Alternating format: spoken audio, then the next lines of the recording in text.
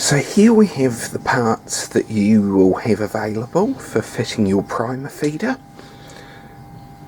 Here we have the original feeder tube from the press manufacturer. This is the end of the flexi feed tube that will come with either your large or small primer feeder kit. We call this the fancy nut. This will either come with a low profile adapter kit or can be purchased separately. And this is the low profile adapter kit.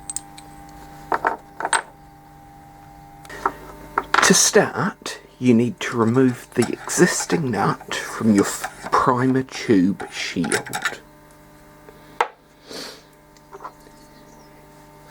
If you do not have a fancy nut from us, you'll need to drill this hole to 1/2 inch or 13mm. If you do have a fancy nut, this is pre-drilled to the correct size.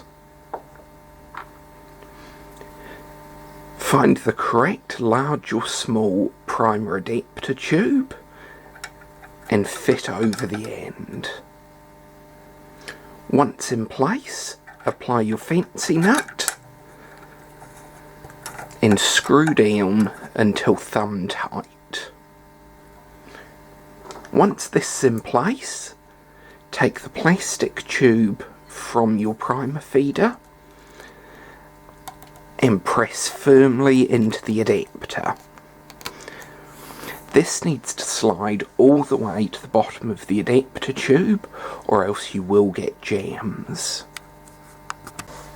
If you're using the low profile adapter tube kit, you'll first need to start by removing the existing primer blast tube. Once you've done this, find your low profile adapter tube. There's no up and down on this, so pick an end and install it into your press. This only needs to be thumb tight. Now, find the correct short primer tube for either large or small primers from your kit. You'll notice that one end is smaller than the other. The small end goes down and you'll feel it seat into the press just like your original. Now, take your primer tube adapter and fit this firmly over the end of your primer tube. Once this is in place, take either your fancy nut or your original modified nut, fit over the top and screw down.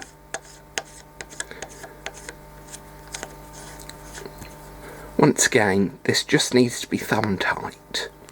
You need it to be tight enough that there's no wobble and no end play. If you overdo the tightening, you will crush this part and get feed-in jams. Once in place, take the flexible feed tube from your primer feeder and install it into the adapter. You need to press this down hard so it sits flush with the bottom of the adapter tube.